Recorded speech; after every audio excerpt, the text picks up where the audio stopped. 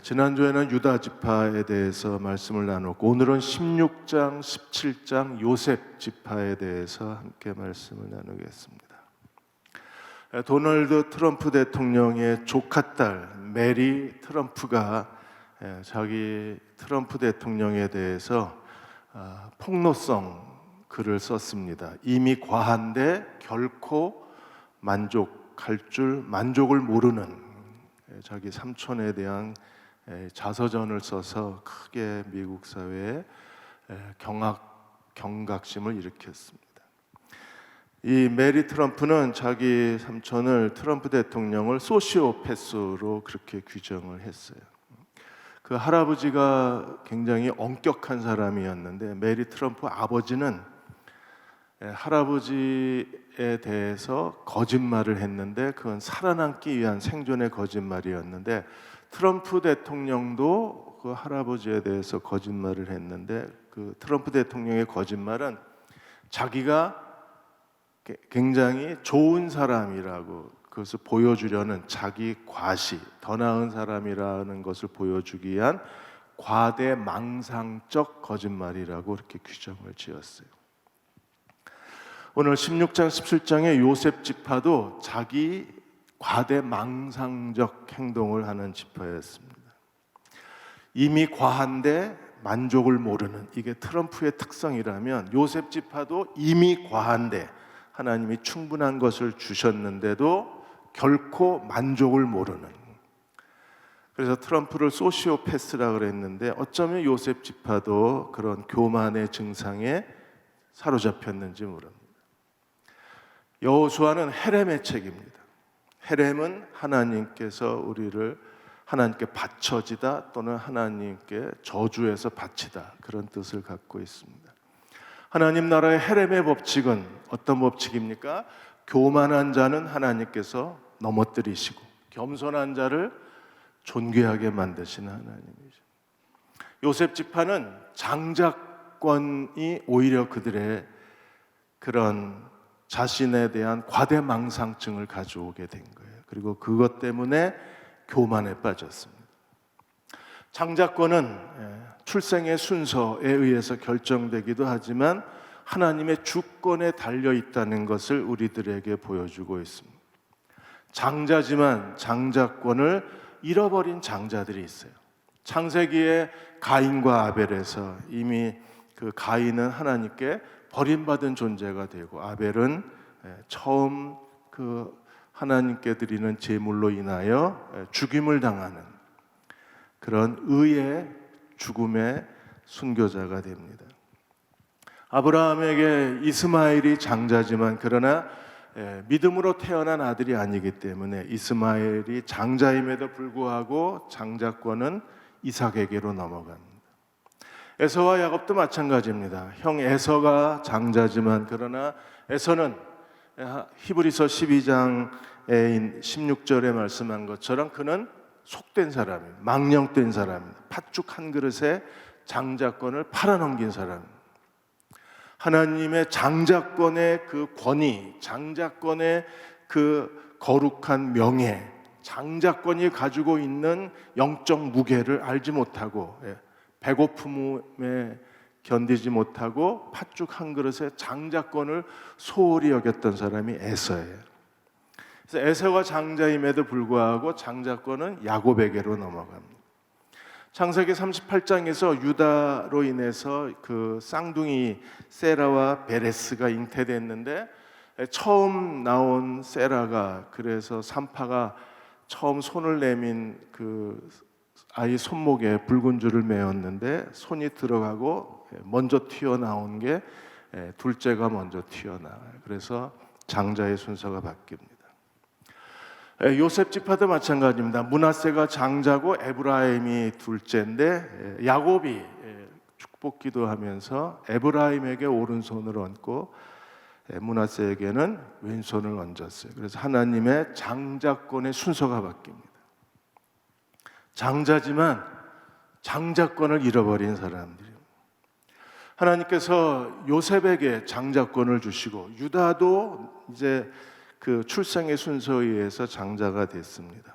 그래서 장자권을 구약 신학자들은 크게 장자권을 셋으로 구분해요. 장자권의 첫 번째는요, 통치권이 있습니다. 그 집안의 통치자예요. 장자권은 다른 형제보다 2배의 축복을 받습니다. 그래서 2배의 상속권이 있어요. 더군다나 장자는 그 집안의 영적 제사장입니다. 영적 지도자입니다. 그래서 하나님께서 이 장자권을 셋으로 구분하신 거예요. 제일 먼저 유다를 통해서는 홀이 내 지파에서 떠나지 아니하리라. 메시아의 족보로 하나님이 유다를 세우시고 통치권, 장자권의 통치권은 유다로 갔어요. 그 다음에 장자권의 그 2배의 상속권, 하나님의 축복은 요셉 지파로 갔습니다. 그리고 장자권 중에 영적 제사장의 그 하나님의 은혜는, 장자권의 영적 제사장 은혜는 레위 지파에게로 가요. 그래서 여호수아에는 레위 지파에게 하나님이 기업을 주지 않으셨다는 말이 계속 반복이 됩니다. 그리고 레위 지파는 하나님이 그들의 기업이 돼요. 그래서 유다 지파, 요셉 지파, 레위 지파가 하나님이 율법에 약속하신 장자의 축복을 셋이 나누어 갖고 하나님의 장자권이 유지되게 하셨습니다. 하나님께서 이 장자에게 2배의 몫을 주라고 신명기 21장 17절에 보시면 다른 아들들보다 장자에게 2배로 주셨어요. 미움을 받는 아이라 할지라도 장자면 그 장자에겐 반드시 자기 소유에게서 2 몫을 줘라. 이게 하나님의 율법입니다. 그래서 요셉 지파가 장자가 되어서 2 몫을 받는 거예요. 하나님께서는 하나님의 약속을 붙들고 끝까지 하나님께 충성된 자들에게 하나님이 기업의 축복을 주시는 분이십니다. 요셉 지파는 교만하다가 결국에 크게 넘어지고 말아요. 자, 어떤 일이 있었나요? 16장에서는 에브라임 지파가 기업을 받고 17장에서는 므낫세 지파가 기업을 받습니다. 에브라임, 므낫세는 요셉의 2 아들입니다. 16장 1절에 먼저 요셉 자손이 제비 뽑은 것은, 그렇게 하나님께서 요셉 지파가 제비 뽑았는데 하나님께서 에브라임, 므낫세 땅을 그들에게 기업으로 주셨습니다. 제비 뽑았다는 걸 뭐로 의미합니까?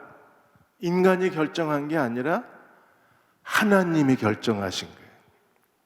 그래서 하나님이 결정해서 주신 겁니다. 이스라엘 모든 지파의 사람들은 제비 뽑아 하나님이 주신 땅으로 만족해야 돼요. 그걸 시기하거나 열등감을 가질 필요가 없어요. 왜? 하나님이 내게 합당하게 주신 기업의 땅이기 때문에 그들은 하나님이 주신 땅을 인정하고 하나님이 주신 대로 그 기업을 가업으로 받아서, 유업으로 받아서 그들은 하나님 안에서 즐거워하는 백성이었어요. 오늘 우리도 마찬가지입니다. 하나님께서 우리에게 주신 대로 우리가 그 기업을 누리고 살아야 되는 거예요. 우리의 외모도 하나님이 주신 기업이고, 우리의 재능과 우리의 성품도 다 하나님이 우리에게 주신 유업입니다. 주신 것을 감사하고 하나님을 섬겨야만 합니다. 하나님께서 이렇게 제비 뽑아 주셨는데 그 제비 뽑은 땅이, 야곱이 창세기 49장에서 12아들을 축복했는데 그 야곱의 축복과 제비 뽑아 주신 땅이 정확하게 일치를 합니다. 창세기 49장 25절 26절에 이렇게 야곱이 축복했습니다. 내 아버지의 하나님으로 말미암나니 그가 너를 도우실 것이요, 전능자로 말미암나니 그가 내게 복을 주실 것이라. 어떻게 복을 주십니까? 위로 하늘의 복과 아래로 깊은 샘의 복과 젖먹이는 복과 태의 복이로다. 하나님께서 이렇게 하늘의 복, 땅의 복을 허락해 주신 거예요. 그리고 26절에 다시 이렇게 반복합니다. 내 아버지의 축복이 내 선조의 축복보다 나아서 영원한 산이 한없음 같이 이 축복이 요셉의 머리로 돌아오며 그 형제 중 뛰어난 자의 정수리로 돌아오리로다. 너에게 주는 하늘의 축복은 영원할 것이라고 야곱이 요셉을 축복했어요. 실제로 그 요셉 지파 중에 에브라임에게 주신 땅에는 신앙적으로나 그 물질적으로나 굉장히 중요한 하나님의 축복이 그 안에 담겨져 있었어요.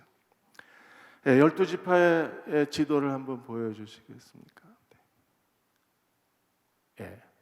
지금 잘 안 보이시는데요. 유다 위에 에브라임 지파의 땅이 있고 에브라임 지파 위에 므낫세, 저 핑크빛이 므낫세, 동서로 므낫세 지파가 굉장히 넓은 땅을 차지하고 있었습니다. 이 에브라임에게 주신 땅에는 가장 유명한 베델, 세겜, 실로 이런 중요한 도시들이 있어요. 그 중에 세겜은요, 신앙적으로 굉장히 중요한 땅입니다. 지도 바꾸셔야 되는데요. 세겜이 어디에 있어요? 그리심산, 에발산 중간에 있습니다.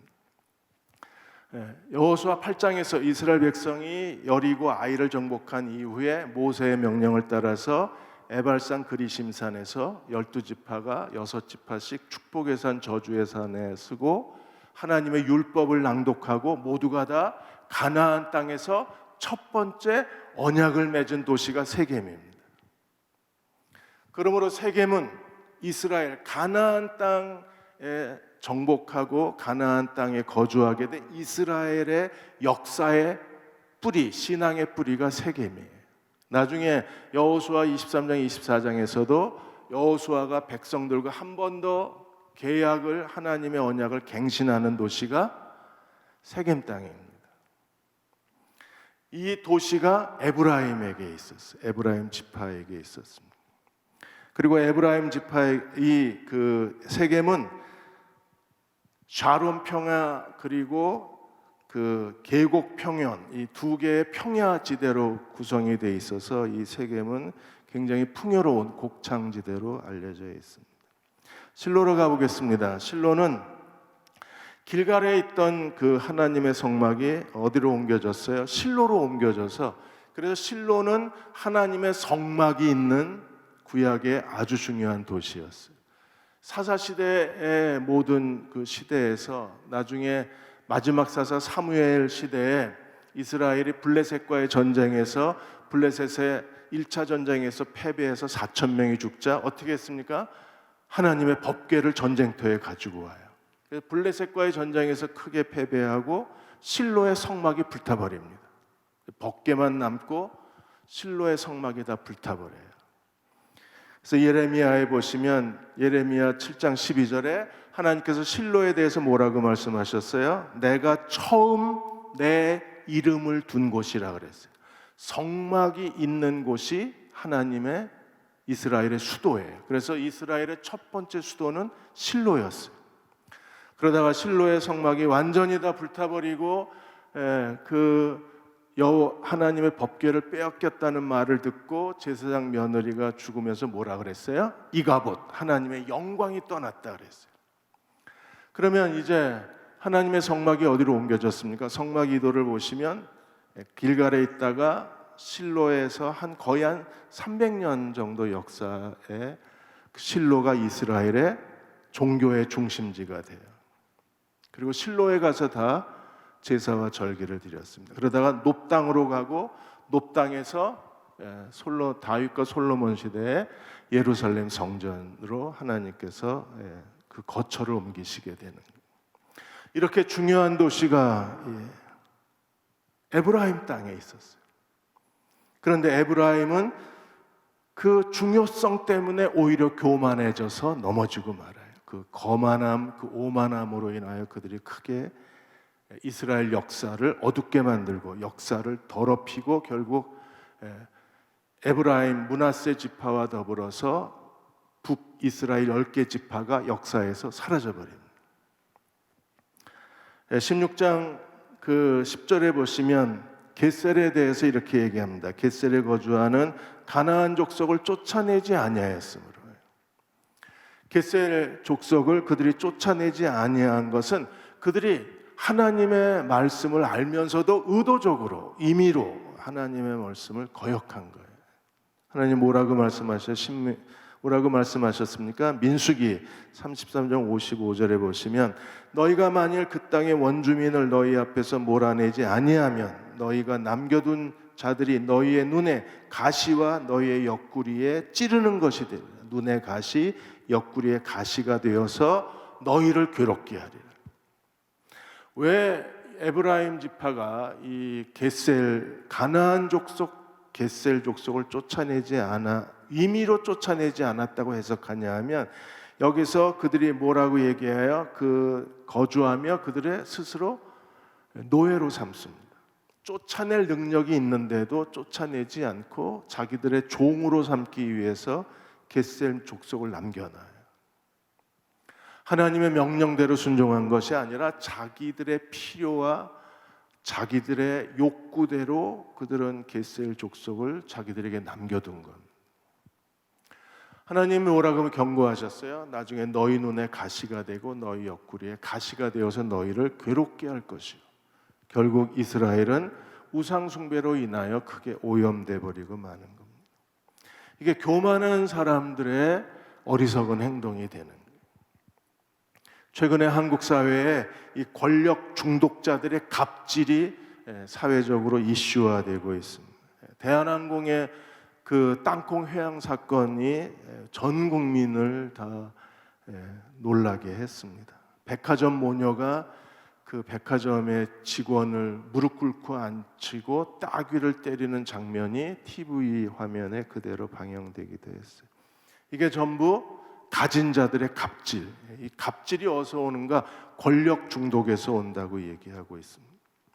미국의 위스콘신 대학의 데이빗 와이너 박사가 이 권력 중독자들은 몇 가지 독특한 그 정신적 현상이 있는데 자신의 권위, 자신의 그 자존심이 조금이라도 침범당했다고 생각하면 불같이 화를 내거나 누군가가 자기를 조금이라도 비난하면 견디지를 못한다 그랬어요. 이걸 자기의 지위와 자신의 권위에 대한 도전으로 간주한다고 했습니다. 그래서 반드시 자신의 자존심을 건드리고 자신의 권위를 건드린 사람에게 반드시 보복하는 게 이 권위 중독증에 빠진 사람들의 행동이라고 했습니다. 어쩌면 요셉이 이런 권위에 중독된 지파였는지도 몰라요. 하나님이 그들에게 장자의 권한을 주셨고, 그리고 이스라엘의 역사적으로 가장 중요한 도시들이 에브라임 땅에 있었고, 베델, 세겜, 그리고 길갈이 그들에게 위치해 있었고, 하나님이 그들에게 갑절이나 큰 기업의 상속권을 더해 주셨기 때문에 그게 오히려 그들을 하나님 앞에 교만하게 만들었는지도 모릅니다. 17장으로 가시면 이제 므낫세 지파의 기업이 나와요. 17장 므낫세 지파의 기업에서 우리에게 관심을 끄는 첫 번째 사람이 있는데 슬로보앗의 딸들입니다. 17장 3절에서 6절까지 슬로보앗의 딸들의 이야기가 나와요. 3절에 보시면 헤벨의 아들 길르앗의 손자 마길의 정손 므낫세의 현손 슬로보앗은 아들이 없고 딸뿐이요 그 딸들의 이름은 말라, 노아, 호글라, 밀가와 다르사라. 4절에 그들이 제사장 엘르아살과 눈의 아들 여호수아와 지도자들 앞에 나와서 말하기를 여호와께서 모세에게 명령하사 우리 형제 중에서 우리에게 기업을 주라 하셨다 하매 여호와의 명령을 따라 그들에게 그 아버지 형제들 중에 기업을 주므로. 어떤 사건입니까? 민수기 27장에 하나님께서 이스라엘 12지파에게 그 가족대로 기업의 땅을 나눠주는데 슬로보앗은요 아들이 없고 딸만 있어요. 이 딸들은 그냥 있는 게 아니라 아들에게만 이 기업의 땅을 나눠주는데 그것을 그냥 체념하고 지나간 게 아니라 어쩔 수 없다고 포기한 게 아니라 적극적으로 슬로보앗의 딸들이 제사장 당시에 모세에게 나아가서 우리는 아들이 없고 딸뿐인데 하나님이 주신 기업을 우리에게도 달라고 요청해요. 이렇게 해서 모세를 통해서 족장회의가 열리고 딸에게도 기업의 땅을 나눠주라는 하나님의 명령을 그들이 얻게 되는 겁니다. 그래서 딸들에게도 상속권을 부여한 그 이스라엘의 아주 역사적 사건이 이 슬로보앗의 딸들로 인해서 규정이 바뀌는 거예요. 그전에는 아들들에게만 기업의 땅을 줬는데 슬로보앗의 딸들로 인해서 이제 딸들에게도, 최초의 여성의 인권을 주장한 사람이 이 슬로보앗의 딸들입니다. 그들로 인해서 하나님께서 므낫세 지파의 기업 중에 아들이 없는데도 딸들이 기업의 땅을 상속받게 돼요. 대신에 한 가지 조건이 있습니다. 만일에 딸들이 땅을 상속받고 다른 지파에 결혼하면 땅이 없어지니까 반드시 결혼은 제한 조건이 있어요. 므낫세 지파 안에서만 결혼하라고 결혼을 제한하게 됐습니다. 이렇게 해서 슬로보앗의 딸들은 적극적인 하나님 앞에 자기들의 기업을 요구했던 믿음의 사람입니다. 하나님은 어떤 사람을 통해서 기업의 땅을 주셨어요? 갈렙처럼 약속을 주장하는 사람들, 요단 동편 지파들처럼 하나님의 언약 바깥에 있는 요단 동쪽을 기업으로 달라고 요청했던 사람들, 하나님 앞에 적극적으로 무언가를 하나님의 약속을 구한 사람들이 하나님으로부터 가장 좋은 것을 얻은 거예요. 갈렙도 자기 아들 악사를, 자기 딸 악사를 위해서 기랴세벨을 정복한, 드비를 정복한 자에게 내 딸을 주겠다. 최고의 선물, 하나님께 대한 믿음이 있는 최고의 남자를 자기 딸의 남편으로 찾아주고, 그리고 악사는 우리가 오늘 기도한 것처럼 자기의 반만 구한 게 아니라 윗셈과 아랫셈까지 아버지께로부터 얻어요. 그러니까 하나님 앞에는 이런 도전적인 사람들이 하나님의 약속을 의지하고 하나님께로부터 하나님이 약속한 것을 얻으려고 하는 자들에게 하나님의 그들의 믿음대로 주시는 거예요. 오늘 이 밤에 우리도 하나님 앞에 자원하는 마음을 가지고, 뜨거운 마음을 가지고 하나님의 약속 안에서 우리에게 주실 수 있는 하나님의 은혜를 구하는 저와 여러분 되시기를 주의 이름으로 축원합니다. 므낫세 지파도 크게 실패합니다. 12절 13절에 보시면 므낫세 지파도 다 쫓아내질 않아요. 그들은 쫓아낼 수 있는 그런 그 경제적 여유, 군사적 여유가 있었음에도 불구하고 그들은 가나안 족속을 쫓아내지 않아요. 그래서 12절에 므낫세 자손이 그 성읍들의 주민을 쫓아내지 못하며 가나안 족속이 결심하고 그 땅에 거주했다 그랬어요. 그러니까 우유부단한 겁니다. 그냥 귀찮은 거예요. 하나님 명령대로 실행하는 게 그들의 마음에 원하지 않은 거예요. 그래서 가나안 족속이 결심하고 그 땅에 거했어요. 이 므낫세 족속은 하나님의 약속을 주장하지를 못한 겁니다. 그래서 13절에 이스라엘 자손이 강성한 후에야 가나안 족속의 노역을 시켰고 다 쫓아내지는 않았습니다. 그리고 그들은 가나안 우상 숭배에 뒤엉킨 민족이 되어버릴 수밖에 없었습니다. 17장의 세 번째 장면이 있는데 그게 바로 요셉 지파의 불평의 장면입니다. 17장 14절에서 18절까지 우리 모두의 마음을 어둡게 만드는 요셉 지파의 불평의 모습이 나와요. 요셉 지파는 자칭 스스로 큰 민족이라고 말하면서 여호수아가 하나님이 그들에게 하나님의 기업의 땅을 준 것에 대해서 불평하기를 시작을 합니다. 갈렙은 하나님의 약속에 근거해서 하나님이 그들에게 주시고자 하는 땅을 요구해서 여호수아로부터 헤브론을 얻어요. 슬로보앗의 딸들도 하나님께서 아들과 딸을 차별하시는 부당함을 들어서 딸들에게도 기업을 달라고 요청해서 하나님께로부터 딸들도 상속권이 있다는 판결을 얻어내게 됩니다. 그런데 요셉 지파는 이미 하나님이 그들에게 하늘의 복과 땅의 복을 주셨어요. 그들에게 주실 수 있는 최고의 복을 주셨습니다. 가장 이스라엘 가나안 땅에서 기름진 땅을 그들에게 주셨어요. 풍성한 곡창지대를 그들에게 주셨어요. 그리고 역사적으로 가장 중요한 종교적 도시가 있는 땅을 그들에게 주셨어요. 그런데도 그들은 하나님이 주신 것에 대해서 불만하고 있는 거예요. 구약신학자 하워드는 이렇게 말했습니다. 하나님의 약속의 근거에서 땅을 주장했던 지금까지 사람들, 요단 동편 지파, 그리고 갈렙, 슬로보아스의 딸, 그리고 갈렙의 사위에 대한 모든 사람들은 전부 믿음으로 하나님의 약속한 것을 구했던 사람인데, 그러나 요셉 지파는요, 어떤 약속도 주장하는 게 아니라 그들의 자존심만 내세워요. 우리는 큰 민족이니까 더 달라는 겁니다. 하나님이 그들에게 더 주시겠다는 약속도 없어요. 그냥 스스로 자만심에 그들은 말합니다. 우리는 큰 민족이니까 지금 우리가 받은 것 가지고는 만족할 수 없다는 거예요. 더 달라고 그들은 탐욕으로 구하고 있는 거예요.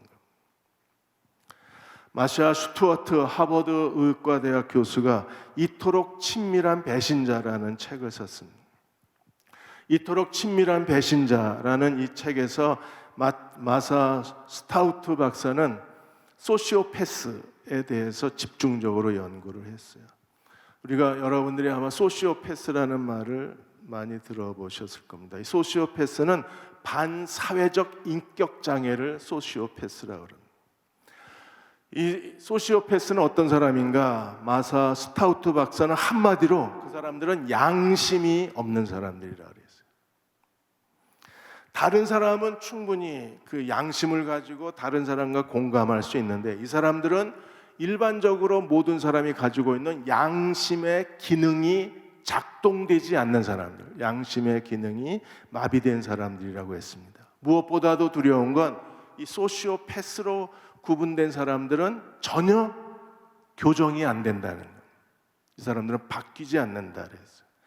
그래서 그 책에서 소시오패스의 여러 가지 유형들에 대해서 기록을 해 놓았는데, 아주 똑똑하고 잘생긴 청년이 하나 있어요. 스킵이라는 청년이 있는데, 이 친구는 큰 개구리, 황소개구리를 잡아다가 황소개구리 입에다가 폭죽을 넣어요. 입에다 폭죽을 넣고 불을 붙여서 폭죽이 터지면서 개구리가 터지는 걸 보고 희열을 느끼는 사람입니다. 이게 반사회적 인격장애인 거예요. 그런데 워낙 잘생기고 그리고 매력적이고 사람을 조종할 줄 아는 능력이 뛰어나서 미국 사회에서 비즈니스로 성공한 사업가 중에 한 사람입니다. 그런데 그 성공 뒤에 그 사람의 숨겨진 이 잔인함이 있는 거예요. 개구리의 입에다 폭죽을 넣어서 터뜨리고 즐거워한다는 게 일반 사람들에게는 그게 쉽지 않은 일이잖아요. 근데 이 사람은 그걸 즐거워하는 거예요. 또 다른 소시오패스 도린이라는 사람이 있는데, 이 사람은 자기보다 뛰어난 사람을 어떻게 하든지 음모 그리고 여러 가지 비난, 헛소문을 통해서 그 사람을 함정에 빠뜨리고 공경에 빠뜨리는 게 그 사람의 삶의 즐거움이에요. 거기서 행복을 느끼는 사람입니다. 이게 반사회적 인격장애라는, 사는 모습은 다 다르지만 그러나 이 소시오패스들의 한 가지 공통점은 양심이 없다는 거예요. 지금 요셉 지파는 전혀 양심이 없어요. 그 가나안 땅 중에 하나님이 하늘의 복과 땅의 복이 가득 찬 그 땅을 그들에게 제비 뽑아 에브라임 지파, 므낫세 지파에게 주셨는데, 므낫세 지파는 요단 동쪽의 므낫세 반지파, 요단 서쪽의 므낫세 반지파, 그렇게 가장 넓은 땅을 주셨는데도 그들은 지금 하나님께 뭘 요구합니까? 더 달라는 거예요. 14절을 보겠습니다. 14절에 요셉 자손이 여호수아에게 말하 이르되 여호와께서 지금까지 내게 복을 주셨으므로, 그러면 감사해야 되지 않나요? 다른 사람을 돌보아야 되지 않습니까? 그런데 내가 큰 민족이 되었거늘 당신이 나의 기업을 위하여 한 제비 한 분기두로만 내게 주심은 어쩌미니까. 중대한 게 빠졌어요. 갈렙의 고백, 여러 하나님의 분깃을 내어주는 과정에서 믿음으로 하나님의 약속의 땅을 구했던 사람들하고 전혀 다른 모습을 우리들에게 보여주고 있는 거예요. 이 요셉 지파는 하나님의 약속에 대한 이야기가 전혀 없습니다. 그냥 기분 나쁘다는 겁니다. 우리는 큰 민족이고 하나님이 지금까지 복을 주신 지파인데 왜 이것밖에 안 주냐는 거예요. 그래서 15절에 여호수아가 이렇게 말합니다. 15절에 여호수아가 그들에게 이르되 네가 큰 민족이 되므로 에브라임 산지가 내게 너무 좁을진데 브리스 족속 리비암 족속의 땅 삼림에 올라가서 뭐하라? 큰 족속이면 큰 족속답게 행동해라. 산에 올라가서 산을 개간해라. 그게 큰 사람의 그런 자립심, 큰 사람으로서의 어떤 영적 위엄, 큰 사람으로서의 큰 사람다운 삶의 체면 아니겠어요? 네가 가서 스스로 개척하라. 그러자 16절에 그들이 다시 불평합니다. 그들이 뭐라고 그래요? 우리가 원하는 건 산지가 아니라 평지라는 거예요. 그래서 요셉 자손이 이르되 그 산지는 우리에게 넉넉하지도 못하고 골짜기 땅에 거주하는 모든 가나안 족속에게는 베스안과 그 마을들에 거주하는 자이든지 이스라엘 골짜기에 거주하는 자이든지 다 철병거가 있다는 거예요. 갈렙은 뭐라고 그랬어요?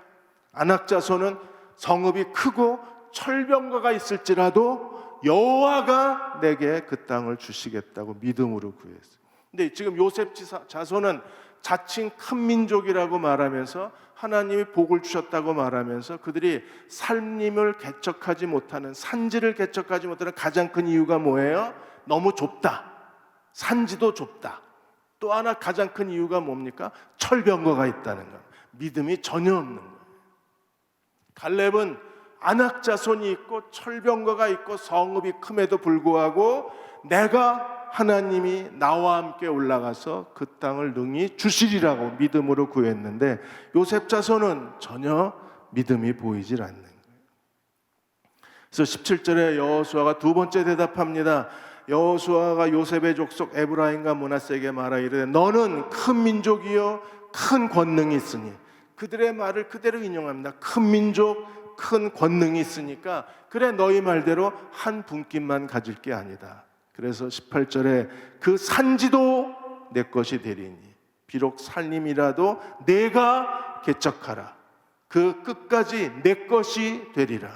가나안 족속이 철병거를 가졌고 강할지라도 내가 능히 쫓아내리라. 내가 쫓아내리라. 내 것이 되리라. 내가 개척하리라. 그래서 여호수아는 요셉 지파에 대해서 내가 스스로 개척하라고 그들에게 요구하고 있어요. 하나님이 거저 주실 것을 찾지 말고 네가 해야 될 일을 하라고 요청을 하고 있습니다. 여호수아도 이 요셉 지파에 대해서는 하나님에 대해서 한마디도 안 해요. 네가 큰 민족, 큰 권능을 가졌다면 그래 너희 말대로 큰 분깃을 가져라. 그런데 그 분깃은 하나님이 이미 주신 것을 내 것으로 만들다는 거예요. 더 달라고 그러지 말고 이미 주신 땅을 내 것으로 만들어라. 그 책임감을 그들에게 강조하고 있는 거예요. 오늘 우리도 하나님께서 우리에게 주신 것을 만족하고 이미 주신 것을 내 것으로 만들고 하나님께 더 달라고 요청을 해야 되는데 우리는요, 우리 스스로의 탐욕에 빠져 있는 거예요. 어린아이들 보십시오. 한 손에 이미 먹을 걸 쥐고 있습니다. 그러면서 다른 손으로 더 달라고 그럽니다. 지금 요셉 지파가 그런 욕심에 빠져 있는 거예요. 이미 하나님이 주셨는데 한 손에 더 달라고 요청을 하는 거예요. 그래서 여호수아가 이미 주신 것을 내 것으로 만드는 일에 전념하라고 요청을 하는 거예요. 우리가 하나님 앞에 이미 주신 것을 내 것으로 만드는 일에 온 힘을 기울이지 않으면 하나님이 우리에게 또 다른 기업의 땅을 주시진 않는 거예요. 갈렙이 요청한 것을 어쩌면 요셉 지파도 흉내내고 싶었는지도 모릅니다. 그러나 갈렙과 요셉 지파는 달라도 너무 다른 사람들이었어요. 요셉 지파가 이렇게 행동하게 된 가장 중요한 이유는 그들이 스스로 자기 권력에 중독된 사람이기 때문에 그렇습니다. 장자 지파다. 나는 큰 지파다. 니들이 뭐야? 나는 큰 지파인데 하나님이 장자 지파로 세우셨는데 그런 그들의 교만이, 그들의 허상이 그들을 무너뜨려 버린 거예요.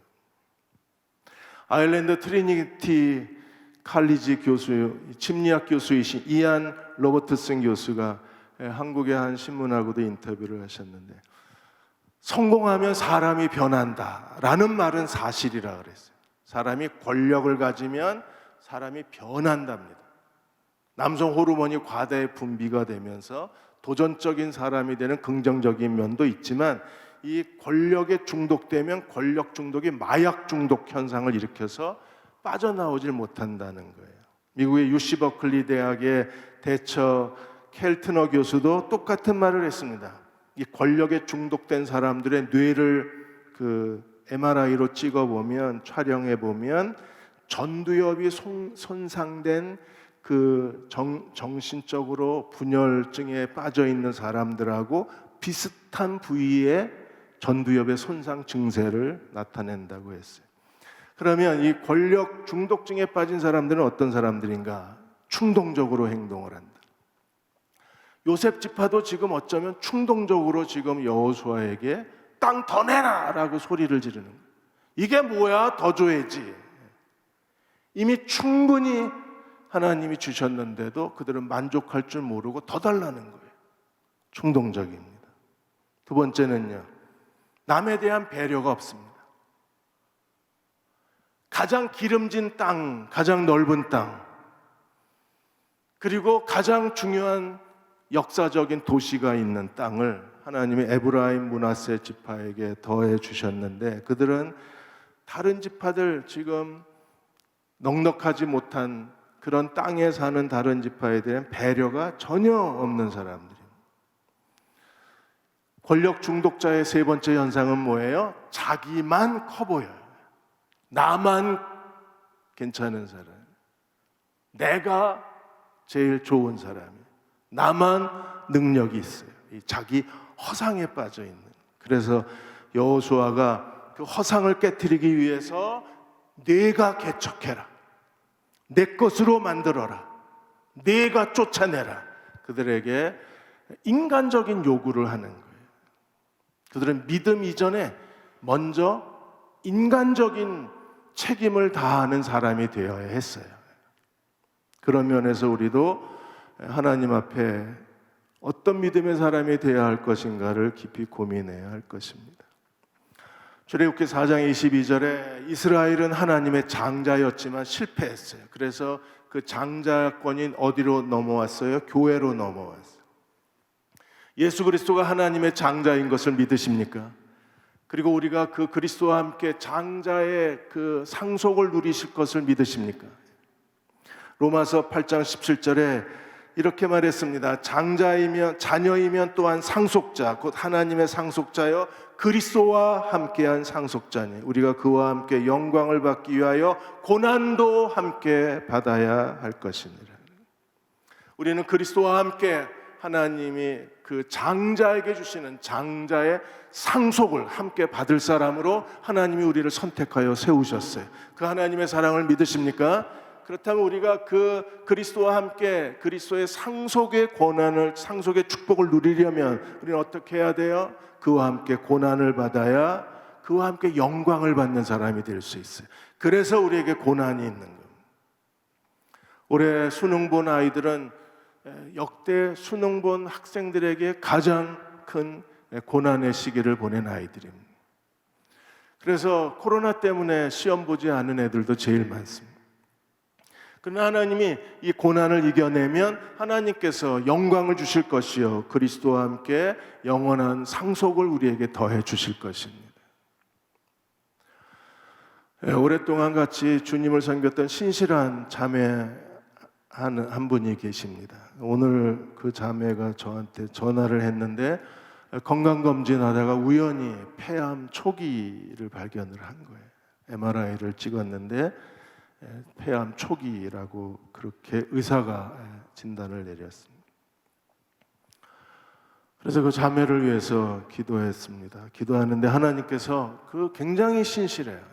하나님께 아주 충성되고 진실하고 갈렙처럼 하나님을 온전히 따른 그런 분이셨습니다. 그런데 이런 일이 생긴 거예요.